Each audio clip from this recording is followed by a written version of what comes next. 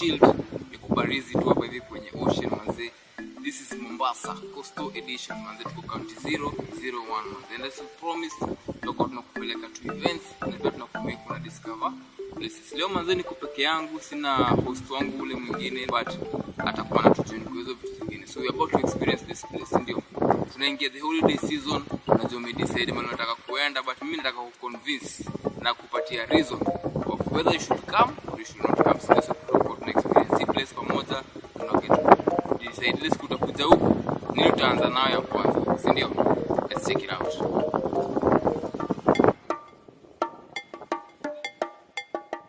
Nimeanza kuexplore hii place man, that it's fantastic. Hata sijui nianzie wapi. So hata kabla niende sana, niko na mzito fulani hapa naelewa sana hii place, na pia kuna biashara hapa anafanya 2-3. Kwa majina mimi naitwa David Maseki. Na deal na upande wa Curio, na deal mambo mengine pia upande wa beaches, upande wa boats, operators na wenzangu pia tunadeal na wao. Kwa hivyo naweza kuonesha most of nguo ambayo tunatumiaga hapa kuwabadilisha mtu kama kutoka Nairobi, anywhere, Nakuru, kila mahali. Ni nini haswa unafanya hii place? Nini mtu anaweza expect? Nini inaweza fresha sana mtu macho, mtu mwenye amekuja mara ya kwanza hata kama ni mwenyeji? Hapa ni Serena. Hapo ni Shanzo Beach. Na ukija utakuta watu tofauti, kuna upande wa boat. Hiyo ya kwenda Marine Park, utakuta na boat operators. Watakwenda katika Marine Park pale utaangalia wanyama na nini ndege. Yaani samaki ni wengi tofauti kama wale kule bara kwenye Victoria whatever. Utakuja utakuta wengine wanabadilisha nguo. Shoti za kuogelea. Oh, mnakubolesha nguo? Tutakubolesha nguo. Alright. Kama umekuja una bukta unafuratiwa na unaogelea. Hapo hapo unaweza pata riding boats ambayo inakusukuma mpaka kule katika coral reef. Hapo hapo unaweza kwenda Marine Park huko. Unaweza kwenda seafood, zingine ungaribu na bana. Hapo hapo unaweza kuta kama sanamu vile vile unaweza na honeymoon. Na una enjoy.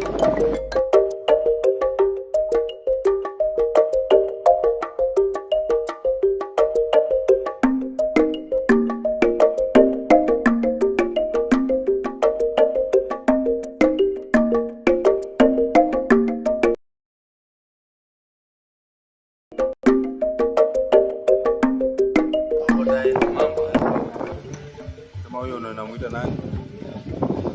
Nani Simba, si ndio? Huyo unaweza muita nani? Nini Liza? Oh, hapana. Nini? Na shanga zingine za kufunga kiunoni. Za rasta hizi pia wale wanapenda rasta Kama sisi. Tunakaa poa. Na sasa tukikama hapa, kuna vitu zenye naona ni kama zinachukua muda sana kuunda. Tuseme kitu kama hii.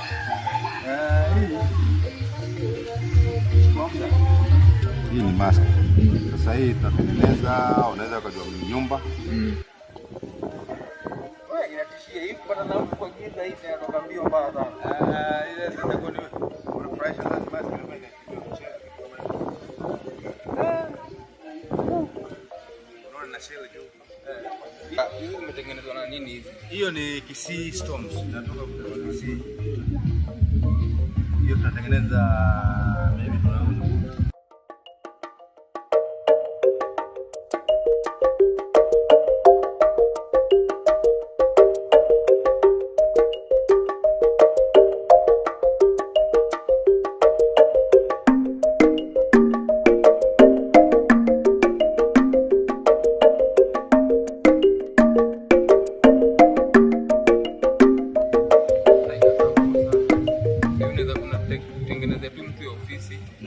Na nyumba ni langoni na mti yenyewe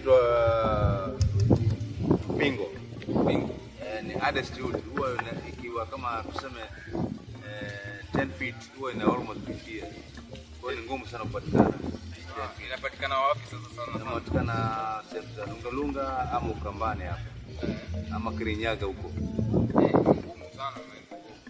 It's really really hard. Kumbuka vitu kama hivi nikikuelezea kijana huwezi elewa, kwa sababu hii ungekuta wakati ambaye imetengenezwa mwiko kwenye black, kama uliona ile kichana nyeusi nani alikuwa kichana nayo, so the one. Sasa unaona digital vingine msijui, lakini ilikuwa ikitumika hii na ilikuwa ngumu sana, ilikuwa ivunjika. Hata sasa ukienda kupata kwanza kwenda kukuta hiyo piece kwenye banda kuvunjika, ilitumia kwa kuchomwa na moto. Sasa vitu vinazidi hivyo bila nyinyi kujua. Mombasa sisi ni watu wadhaifu, wako na mambo hiyo ya kuiba nini hapa. Hapa tuna special security. Mtu kama mimi kutoka baharini kule ni muda mrefu, unaweza kuona kitu kama imetengenezwa. Ile kusugua fikiria. Buda, ina kusugua mkuso.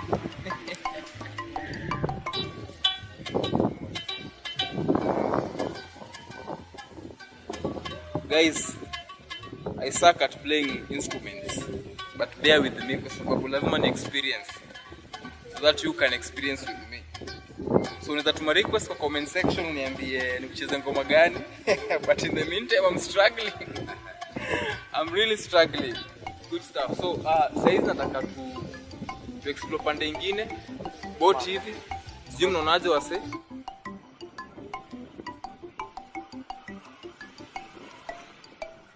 Kuna kitu nasikianga maji imeenda alafu imerudi. Inafanyika ngaje? Inakujaga na inatembeaga na wakati wa mwezi. Wakati wa mwezi. Kama mwezi huo 11 unakuta sasa iko low. Ndio hapo amefika. Ndiko hapo 100 meters unapoona inafika. Sasa from here tupanda kwenye ile minati juu pale unaona pale kule. Hapo ndio 100 meters sea level. So from there mwendo mwingine unakuta huko ndio India. Hapa kuna bahari yote, hakuna chochote island mpaka Dar es Salaam. Huko ni? Hapo ni India. India ukienda hivi. Pale na ile kanini pale ile ya white hapo tele. Hapo kanapo ndio unaenda India sasa. Hapo kidogo ndio Seychelles. Hapa kuna kitu kingine. Hapa tu ni maji. Kama Madagascar. Hii ni maji.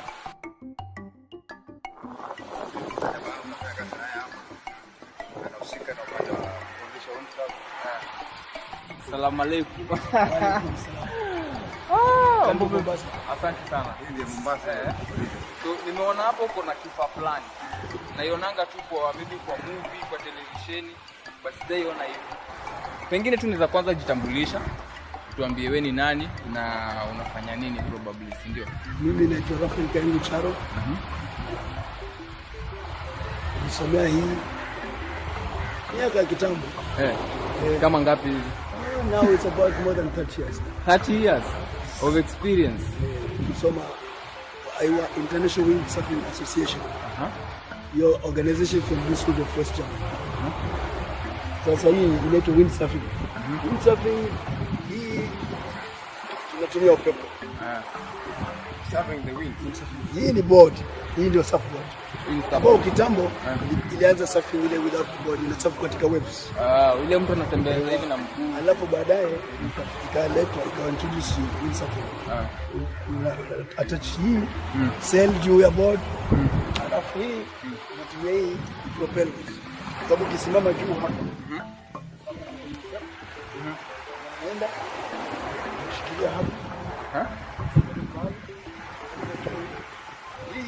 Kuweka mast hii kitambara tunaita sail. Kisimama juu. Alafu hii tunaita boom na hii tunaita mast. Sasa ukishika hapa unakuta hivi upepo unaingia. Ndio inaanza kwenda. Inaanza kuenda. Tunaweza kupanda juu hapa.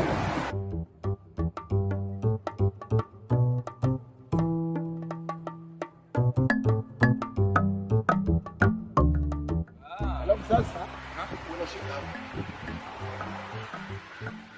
Hiyo ibaki pale, unakuta kidogo tu. Hapo. Unasikia kuna upepo. Kuna upepo fulani na ukiingia upepo ndio board inaanza kwenda. Na sasa hapa mali nimekanyaga kuteleza nayo. Hiyo haiwezi kuteleza. Hapa? Ikiwa inateleza, ikiwa kwa maji inakuwa flat.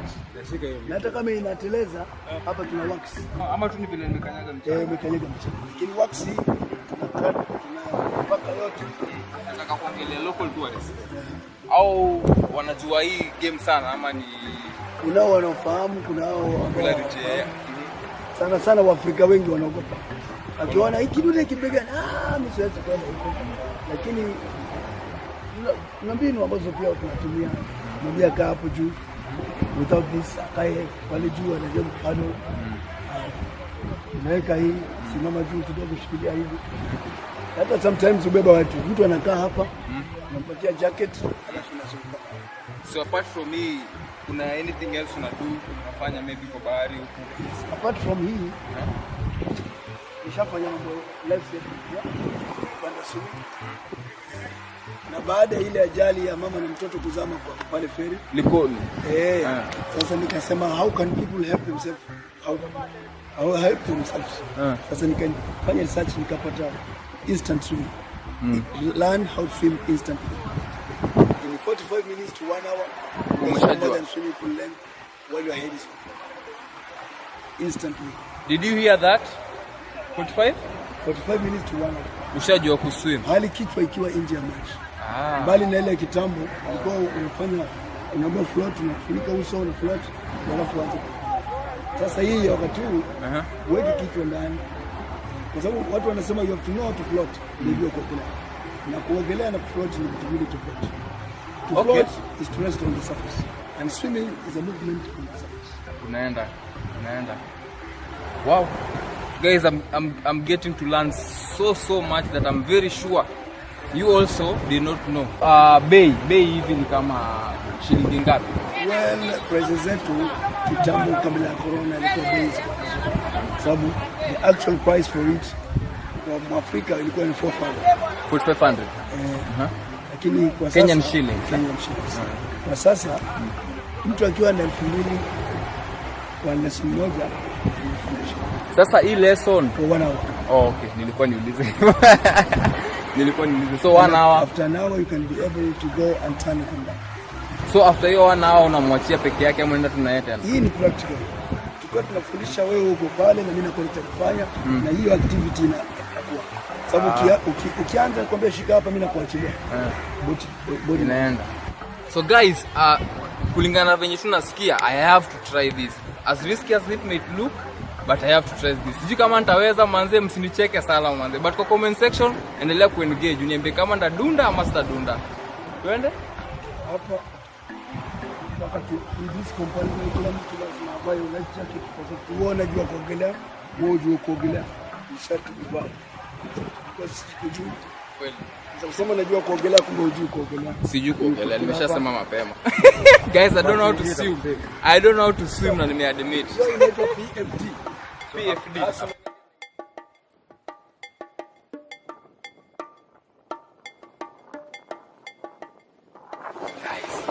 I'm scared, my heart is beating.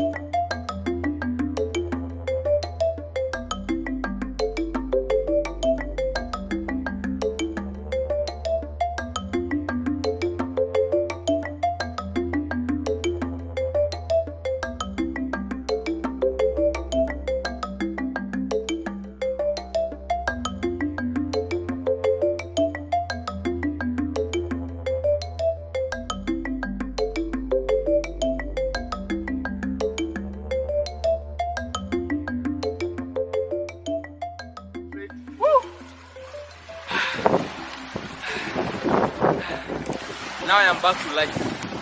I am back to life. I was so much tensed. I was so much panic, but it's super amazing. With the guidance of the expert, anakupeleka through the steps manze, anakuonyesha what to do, what not to do, and it's super fun. A bit scary nafanya roho idunde, but so much fun, si ndio? So safari inaendelea, au sio? Tuende pande gani? 1 2 3. Twende sana. Hello and welcome to another exciting episode of my one-on-ones, and today I'm seated with an iron lady. She is a feminist. Her name is Naila Abdallah, the Executive Director of Sisters for Justice. Ladies and gentlemen, welcome to this conversation, and we will be talking about a man's world. How interesting is it to talk about a man's world with a lady, with a feminist? But where else do you get this? Only here on E Squared. And allow her to introduce herself. So kindly introduce yourself, tell us your name and what you do. Yeah, thank you so much. And I'm really glad to be in this conversation. I'm Naila Abdallah. I'm a human rights defender. Yeah, you've called me feminist. I also do that. But I am a community enthusiast, and when I see justice happen to both gender, not only for women alone, but that is where I rest my case. Yeah. So Naila, kabla tuingie kwa mambo ya gender, Oh, yeah. which I know you're very passionate about. Yeah. I want first of all to start for persons who've never been to Kisauni. You come from Kisauni. Yeah. Tell us something about Kisauni, something interesting. Yeah. Always, as when I talk about Kisauni, of course, the only thing that comes in everyone's mind, not only in Kenya but the global itself, we've been named to be a criminal, terrorists, human rights violations, name all the bad or negative about Kisauni. Criminalization of poverty has been a main agenda for us people in Kisauni to be undermined for several issues. But all in all, we also have us. We also have women. We have big infrastructures. Like here we are in Serena, Shanzu. It's part of parcel of Kisauni. But as usual, human being will always talk about bad stuff. Yes. But let me ask you, Naila, as a resident, as somebody who perhaps, I don't know if you grew up here, is it that bad? Kisauni? Yes. Yeah, it depends. We have seasons like any other seasons, but most of the time, yes, it's bad. And the reasons are there, the loopholes, the root causes, and we feel like if something can be done, these things might end. But yet, still, up to now, nothing has been done for them. As a human rights activist, Yes. as a feminist, and also as a young person, Yeah. what are some of the challenges facing the youth of Kisauni that you feel maybe leadership can solve? Yeah. Thank you so much for that question. There's a lot that can be done, but of course there's priority. Yeah. The priority is at least the economic sustainability. Yeah. You know, saizi youth ataki story umpeleke seminar, umpeleke training, na hautampea do ama hautampatia pesa ya kuanzisha biashara. But the only thing saizi youth they really need is economic sustainability. Issues dealing with poverty, you know, those are the things that make them feel like, now my family is here, we've not even eaten for the whole day. What am I doing as a young boy? What do I do? I've not gone to school, and the lack of literacy most of the time makes them feel like that way. Some, they can't kill or they can't do crime, then they'll get into depression and they'll get into drugs to release their issues in their mind, not knowing it's keep on increasing and becoming addicted onto that. So we find there are a lot of issues that boys or young generation in Kisauni feel like there's more to be done for them, more empowerment, more awareness to them, at least to bring down to reality, like, you know, say bila kusoma hakuna job utapata. Really? You give facts. bila si unataka kusaidia familia yako, then work hard. Try to do something on your own and see how things will change. So those kind of information hawana. For now, we have some youth that we've brought in on board. Waelezea kwamba, maze, unaweza taanzisha biashara yako with just a 1 crate of eggs. And you start earning from there. And we have example. We are using them to change the other youth. So it's high time for youth not only to wait for white collar jobs, to be employed. We are telling them that it's high time for them, at least wajipate, they can do something on their own. We have youth who are doing art, they love art. But where is the school of art for them? We have youth, they want to do some vocational training. Where is it? As I was saying to my colleagues, we don't have these social amenities. We don't have parental role models. But most of the families are gone, some family breakups, marriage divorces, feeding kids to grandmothers. By the time grandmother nakimbizana na kijana, it's so hard. So there's a lot in the society that I feel, or we feel, as Sisters for Justice, we can do and trying to change the narrative. We need to change the narrative for our future. We are fighting for the next generation. If we will be living, if we will stay and live like ni mtoto wa mse fulani wacha tu shauri yake, that's going to continue for the rest. But do you think the society still does that? Because long time ago, mtoto alikuwa mtoto wa kijiji. Exactly. Mama ya nani angeona mtoto fulani akifanya kitu fulani akamwacha. Lakini siku hizi mtoto wangu. Yeah, that is the issues that we normally have, especially when we have baraza. Normally have intergeneration baraza, not just baraza. We have different generation baraza, whereby we sit down and talk. We bring back our culture. When I was reading about the history in Coast, history in Pwani, there was several humanity, welcoming, hospitality, people talking, hiyo mtoto wa huyu ni mtoto wangu. Those things used to build the Pwani, the one you're seeing it now. But nowadays, with different role models, different parenting skills, different issues, modern technology, online stuff has really changed the norm. They have really changed the culture, So it's high time for me. I normally emphasize that mtoto wa mwenzako ni mtoto wako, as much as you're doing it right. You see? Si unamwona mtoto wa mwenzako anaharibika, unamfurahia, haujui wako atakuwaje. So these things, we are bringing it back. Before, the generation were like, mtoto wangu hawezi nigusia. But we've seen it has not gone far. In fact, it has caused more harm. So we are bringing that talk back. So I'm transitioning to a topic you like talking about, GBV. How bad is it?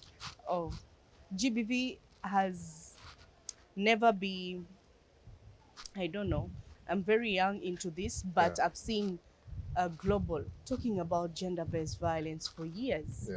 Since I was growing, I'm still doing this, but I think gender perspective, I'm not trying to cluster which kind of gender, because nowadays we have several genders. If we're trying to list them, we will list them.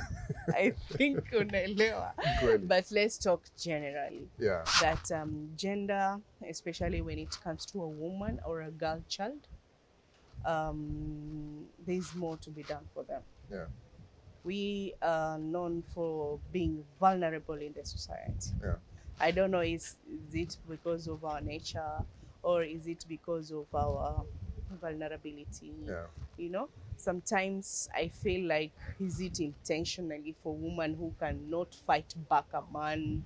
Is it intentionally that a crime can leave men and start cutting women and child? There are some certain things that you may think out of box, and you one plus one, it counts back to 2.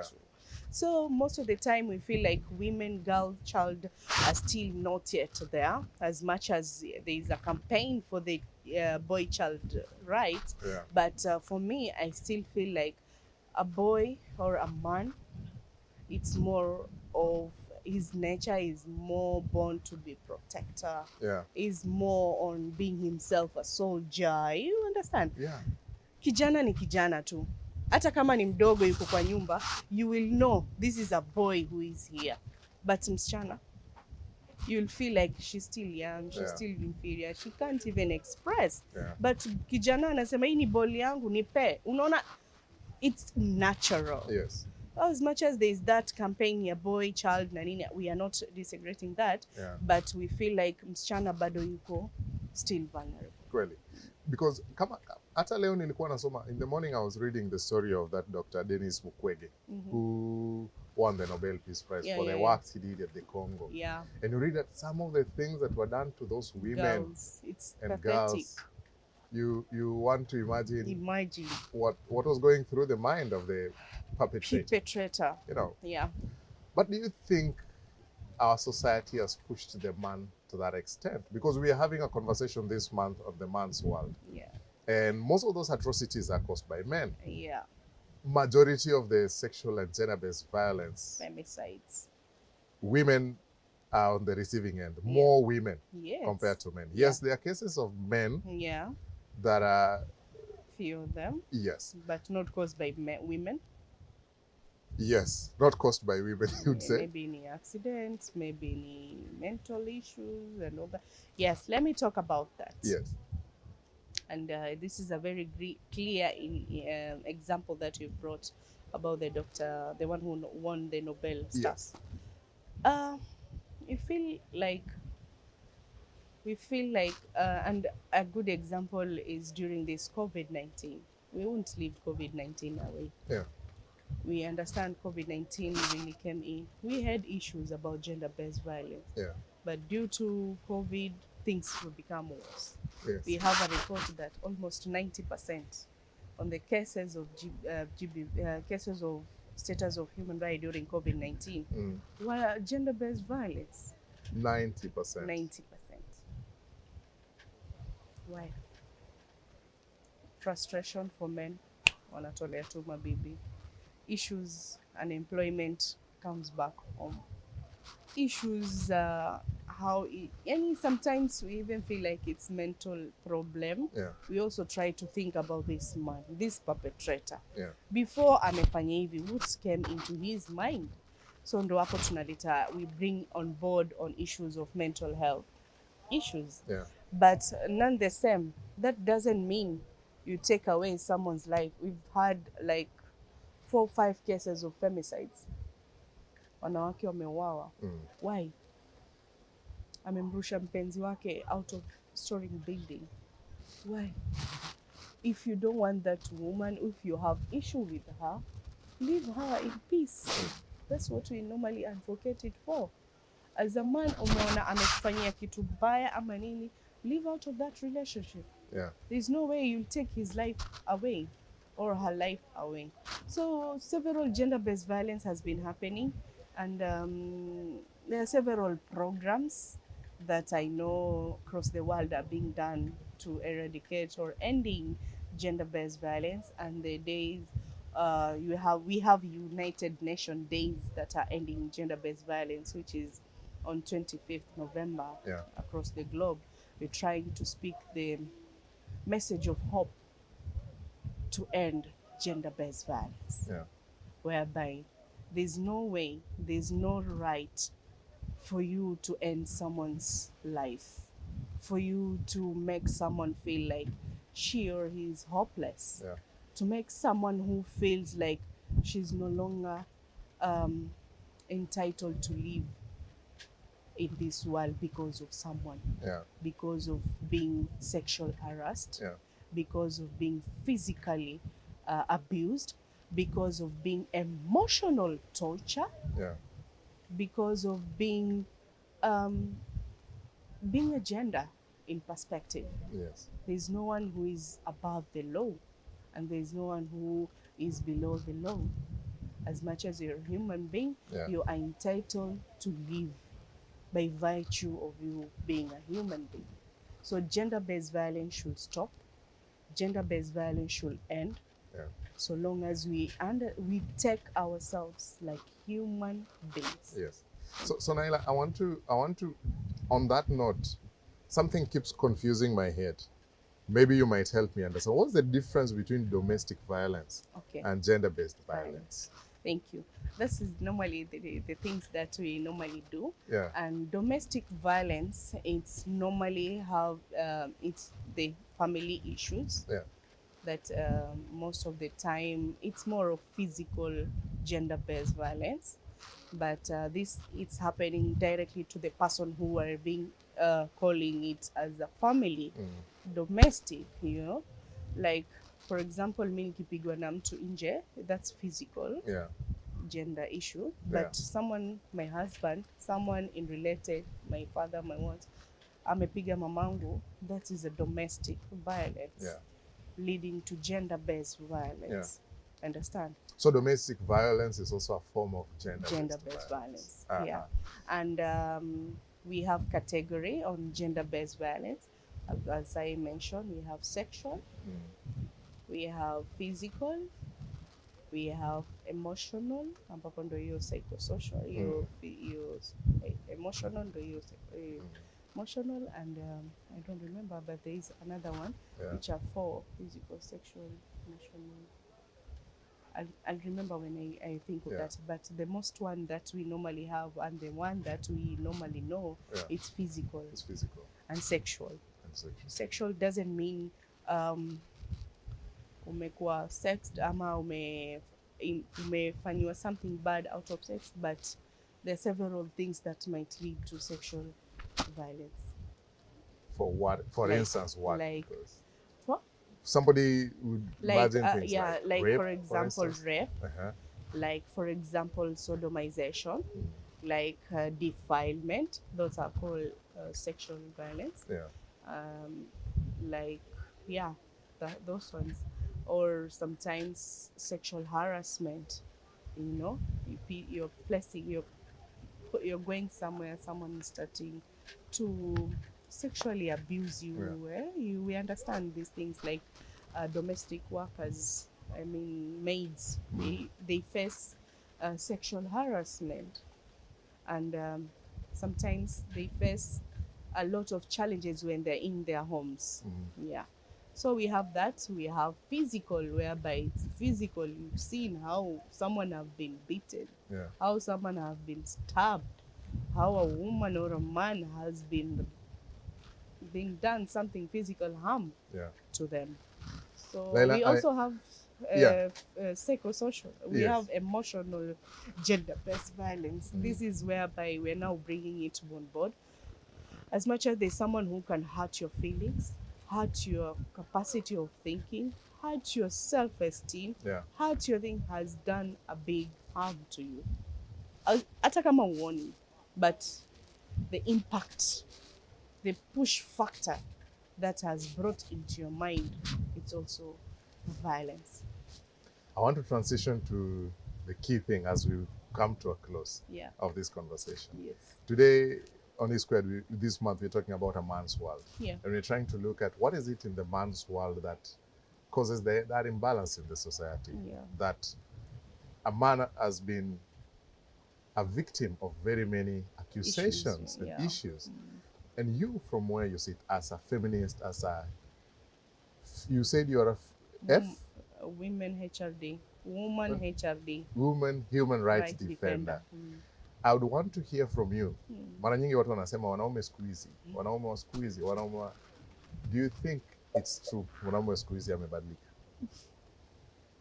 I don't want to bring contradiction, but yes, what I can say, nowadays men, I don't know what's wrong with them. Sometimes personally, I feel they're also human beings. They're undergoing several depression, mental illness, but tunasema that's not the reason for you to come up and start beating or start losing your responsibility as a man, whereby you're supposed to have your responsibility. We have several homes that are breaking up almost every now and then because of misunderstanding, because a man feels like a woman haezi kuongea or she's not a human being. Yeah. For example, on issues, many issues we normally face them, especially in the offices, that the husband is not taking their responsibility. Where do you think your family is going to?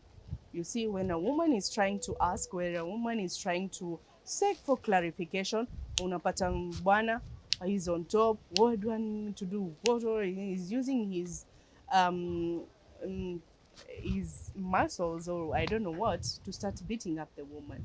But at the end of the day, you are a man. You are supposed to protect your family. How comes you're not doing that? When you're being asked, when you're being told to do that, family brings up together those issues, you're being like trying to put or undermine the man. But that's not the case. The case is a man needs to understand he is being born. He is being born to protect what? The other one. The wife, the family, the sister, the mother. Tukisema hapa other gender doesn't mean your wife alone. Yeah. So ni lazima mwanaume ajitambue kwamba mimi nimezaliwa, yes, I'm a human being, but I'm born to be a protector, not a perpetrator, not oppressor. You see? Not you're supposed to be a friend, partner. We need to communicate with our family. Sometimes we are all human beings, but your gender perspective, the way you can handle stress is different from the other gender. So we need a society or a place or a community where I can sit with my husband, I can sit with my brother and talk a healthy conversation without any harm. There's no superiority somewhere. You know, your issue ya ego, men who normally have issue ya, I'm the superior in this house, no one can say this. Those things, ndo zinafanya people collide in their home. But what about the instances where people talk about provocation? I was provoked. She did this. She said this. But also the burden remains with the man. What do you say about that? No, we normally, as a human rights defender, usually we cut across. We don't just only rely or defend women when they're in wrong. No, we also try to make women understand. As much as you're with this man, he is also your partner. He is also a human being. We normally try to mediate. We try to make them understand he's also a human being. As much as you're provoking him, but there's more room for you to do more. And we normally give psychosocial support to our women and make them understand that men also need some care. We've seen the online campaign, men need this, which is true. They are also undergoing several issues outside. When they come in, they are supposed to be in a peace world. That's their small world. But sometimes tunapata us women, we provoke, we try this, we do that. Yes, we understand. But at the end of the day, we need to put our differences aside. Once you see your partner as a human being, those issues, those atrocities, those feeling superior, it will be aside. Believe in me. You're seeing your wife as a human being. I'm seeing my husband as a human being. Hiyo issue ya kusema huyu ni superior, huyu ni ego, huyu ni atani provoke, those things comes outside. That's why I feel personally, if we take each other as human being, understands him, he understands me, then things might turn up well. That's where we see that for my campaign is like I bring the men on board, whereby we've been having women empowering and women empowerment. But who is empowering these men? The biggest question we ask, because we empower this woman. That has been my talk. We empower this woman. When you go home, don't allow this, don't do this, don't do this, don't do this. It's your right. When he touches you, there's a physical assault, what. But they are going back. That's why I think there's high time, good program to bring men on board, make them understand how these women are, their rights and their rights, to harmonize the situation. As we conclude, Naila, I know we can talk about this topic for the whole afternoon. I know. And time is not on our time side. is not on our side. But when I think about that, there were a lot of programs that were geared towards the girl-child empowerment and empowered the girl, especially the girl in the urban center, but did not talk about the boy. So today we have an empowered girl who is also back to that society and supposed to be married with this boy Who is not empowered, who was not told anything that the girl was told Yeah. inside there. How do we move forward? What do you think from where you sit? We need to change. I think there is a need to change. There's several strategies. I remember when women was trying to do a women leadership in some political and saying there's a he for she strategy. That we need men to support women in politics. Now there's high time also now. We are saying urban girl child as being empowered is coming back to this normal. So it's high time, yes, for boy child to be empowered. And it's starting right from the home. See ile program you're expecting, like being called for conference, it's starting from home. As parents, unamwambia mtoto wa kiume, you also have a right to take your plate to the kitchen. But tunapata these things is still at home. These things we've been born, we're raised with it, that a boy child cannot do a home stuff. Why? Ataendelea tu hivyo. But it's high time to change. If you're buying this for your girl, you're also buying this for your boy. Si unapata mtoto wa kike, mtoto wa kiume ndo amebaiwa baiskeli, everything in the house. You are leaving the girl child here. Those are the sustainable program. You are doing something for your children. Do it equally. Si unasema huu ni special kwa sababu ni boy, ndo atarithi mali yangu, wewe utaondoka utaenda Those things need to change. Do you think the African culture also disadvantages the girl? Of course, yes. When we see such kind of things, we feel like we are putting these men or putting this young boy coming up into different parental raised, pengine ni African tradition, but at the end it's causing harm. Anaenda na wabibi, anaona those are the same thing. Pengine this bibi amekuwa empowered to a certain family that has shown equal in the family. I know I'm equal in my father's house. The same is being done to my brother, but akikuja kwa bibi ama akija kuolewa, things are different. So we need to change the situations to avoid the easy. Is there hope? Where do we start? We start from where we are, and I think it's high time to raise different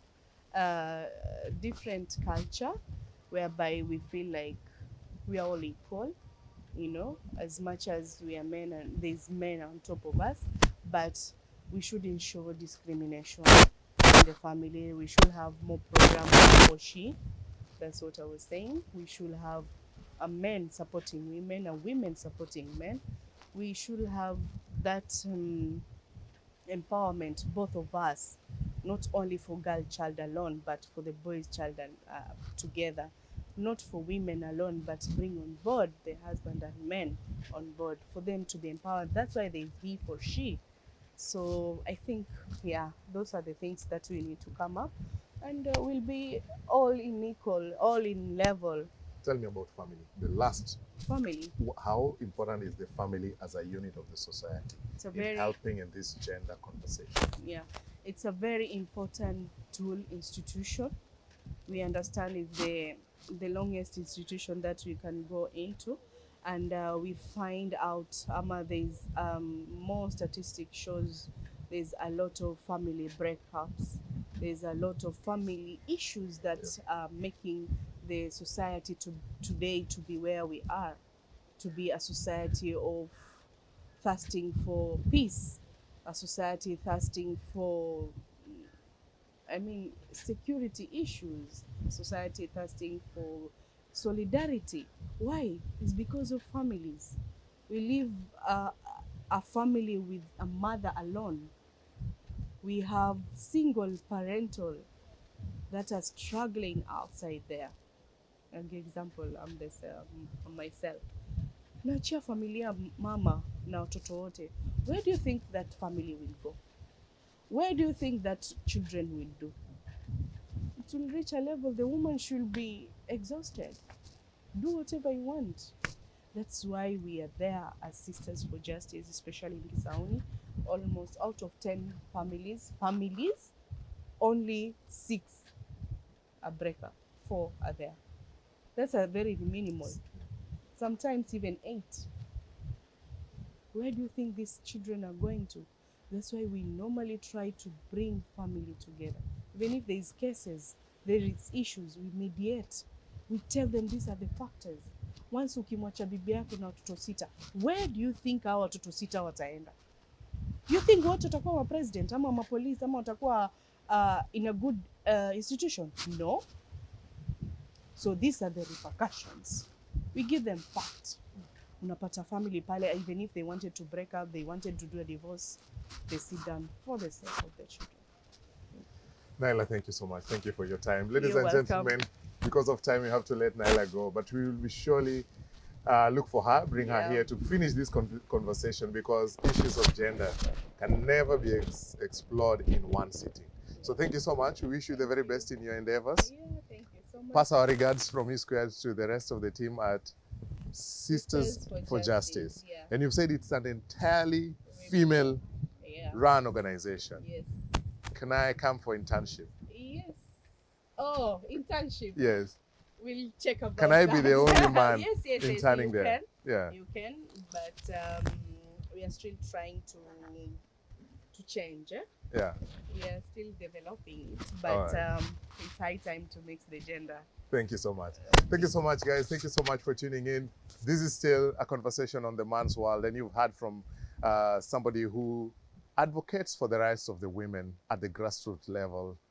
Naila Abdallah, a human rights activist, focusing so much on women issues in Kisauni, the coastal region of Mombasa. Thank you so much. We'll be sure to join her sometime soon for a conversation. She's mentioned a date on 25th of November that is supposed to be a And gender-based violence. UN International Elimination of Gender-Based Violence. International Elimination of Gender-Based Violence date on 25th of November. Let us join together for that conversation on that day and check out what they are doing at Sisters for Justice. Say a word, like, subscribe to their channels. And of course, we welcome you to do the same for us at E-Squared. Thank you so much, and until next time, have a lovely afternoon.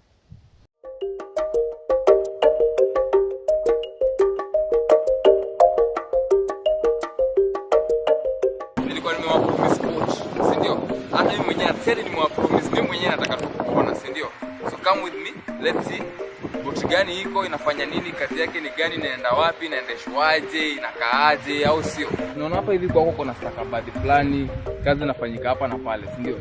So pengine unaweza tujitambulisha, alafu tuambie nini haswa iko hapa.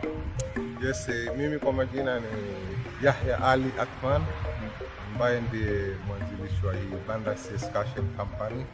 Ipo boti hapa tofauti. Unaona, pia vile ni workshop ambao tunatengeza boti kama hii ambao ni boat riding, ambao ni ya cruise peke yake, ambao haina glass. Unaona hii ni boti ambao haina glass, wewe una chini vitu. Lakini tuko na zingine ambao vile tunatengeza, ambao tunaweka glass chini wakati tunatembea, unajionea kila kitu, coral, samaki, vitu tofauti ndani ya maji. Kana hii boti yenyewe ni ya fiber glass. Yeah, ambapo hii boti huwa repair yake sana ni kupaka rangi. Ukiona rangi imechafuka, unapandisha juu na unapaka rangi shine. Hiyo ndio kazi yake. Kwa sababu mambo mengine ya maboti zingine za mbao huwa zinahitaji kila after some time kufanya repair. Lakini this one ni boti ambao unakuwa na for life, yani unakopi chunga vizuri, utakuwa unafanya nao always your life. Yeah. Sasa hizi rangi ndio nilikuwa nakuuliza, ni ziko na maana fulani ama ni rangi za kampuni maybe, ama ziko na maana gani? Kwa example kama sasa hii yenye huyu anapaka ni rangi ambayo tumependelea kwa sababu kampuni yetu tunapaka boti rangi blue. Unaona ile pia ni blue, nyingine pia ile kubwa ambayo chini tumepaka blue na white. Unaona hii tumeongezea tu blue red. Lakini ni kampuni ambayo ni rangi ambayo tunapendelea kutumia sisi kwenye boti zetu. So haina maana yoyote. Haina maana yoyote. So hii naona iko na ni kubwa kiasi kushinda ile. So hii inaweza kwenda watu kama ngapi? Hii inaweza kubeba 20 people hii. Yeah, 20 people. Yeah. Plus mwenye anaendesha. Yeah, plus mwenye muendesha kwa sababu boat iko na captain na crew. Captain na crew. Yeah, sasa pamoja na captain na crew inabeba kama 22 pamoja all together. So crew kama moja na captain. Crew moja, one captain. One captain. Yeah. Alafu na watu. Yeah, na abiria. Sasa kama 20 na wote inaweza beba kama 20. Yeah. Sasa wageni wenye watu mnapatanga sana customers wenyu ni watu local ama ni watu? Sisi huwa tunapata wageni kutoka yani international, kutoka Europe, kutoka America, kutoka everywhere, na sana kwa wakati huu kulingana na vile COVID ilivyokuwa na nini, ndio tunapata tu local stories kwa Nairobi, within our country Kenya. Na sasa kwa boat ride kama moja unalipisha aje na ni duration gani? Boat riding kwa kawaida ukiwa unataka kuenjoy, kwa sababu lazima ulipe zaidi ukiwa unataka kuenjoy always. Ukilipa 1,000 utapelekwa mpaka ndani Mtwapa Creek, ambao Mtwapa Creek is the channel between Kilifi County and Mombasa County. So it's the creek inside this side, it's the mangrove tree, and the other side mangrove tree. Then you go inside the creek. Hii una rent hii boat per hours na inatumia upepo, inatumia engine. Sijui kama ume experience mwingine ndani ya maji kitembea pale. Sasa hiyo pia ni hapa banda CS Kake. Yeah. So per hour hiyo ni ngapi? Per hour sio ni 2,000. Yeah, lakini inabeba watu kama 4 people. So 2,000 per person? No, 2,000 per boat your trip. Okay. Yeah, lakini boat inaweza beba 4 people. Umesikia watu wa Canary wenye wanapenda ku split bills. Kuna kitu hapa ya ku split bills. So ukikuja kama mkiambukia watu wangapi? 4. Panda experience punch tu au sio? Haya, tuendelee tukienda.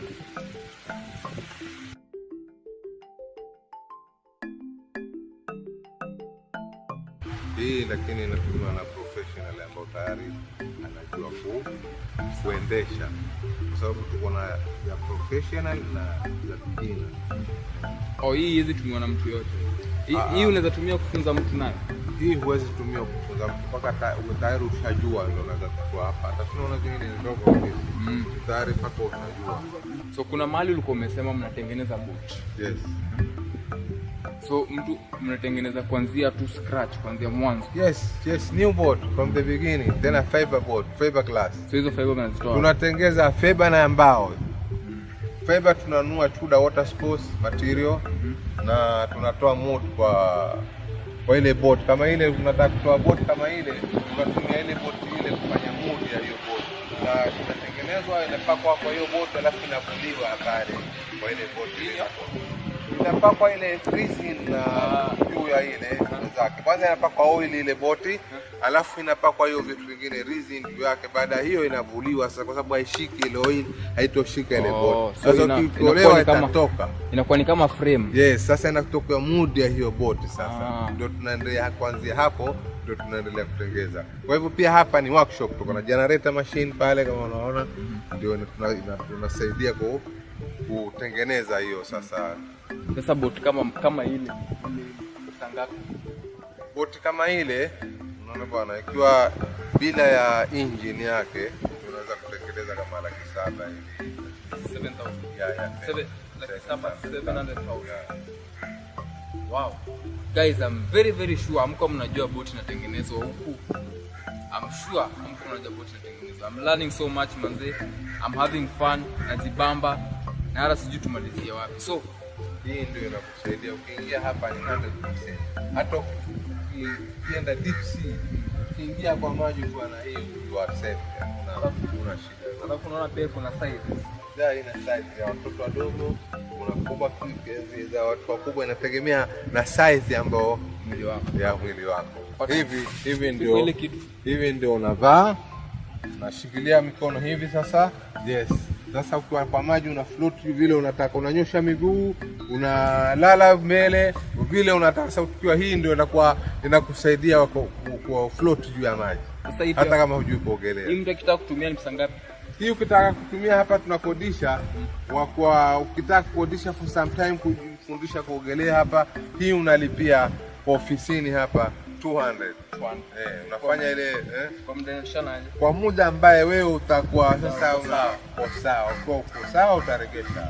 There's no excuse. Ukikuja kama wewe ni timu kukunywa maji kama mimi, kuna kizuizi hapa au sio? Sawa. So, sasa mali kama hapa, mimi nimekuja, mimi ni mgeni, sijui kitu ni pesa ngapi. Kuna anywhere anaweza pata information. Unaona hapa hivi mnaandika lakini hakuna bei. Hapa tumeandika hivi kwa sababu hapa ni ile tour yote ambayo utafanya. Sisi hapo utachagua na tutakueleza bei. Kwa sababu hapa kuna watu wengi ambao wengi ni broker ambao wanaongeza pesa nyingi zaidi. Sasa ndio hatuwezi andika bei hapa kwa sababu kwa hivyo ukuje kwa ofisi moja kwa moja Banda excursion. Ukiona kwenye boti zetu pia tumeandika contact zetu. Contact ndio pale 0723 54 8168. Na ingine ya Airtel 0102 30 40 94. Yes. Hiyo ziko kwenye boti na kila boti ukiangalia nyuma utaona imeandikwa namba ya simu iko pale kabisa. Yes. Nimeshukuru sana kwa wakati wako. Tunaendelea kufanya kazi, si ndio? Yes. All right. Guys, it's been a long day, it's been a hectic but a fun day. Si ndio? Tumelearn, tumekuwa scared hapo kidogo, experiences zingine zenye tuje experience tume experience for the first time of our lives, si ndio? So it's time to wrap it up, but mlipata nikirelax, so without any further ado, let me go back to my kingdom. I'll see you, bye bye. Sijui kupanda. Sasa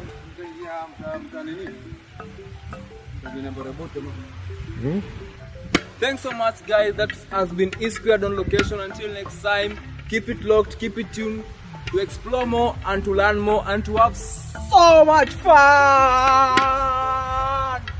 Woo!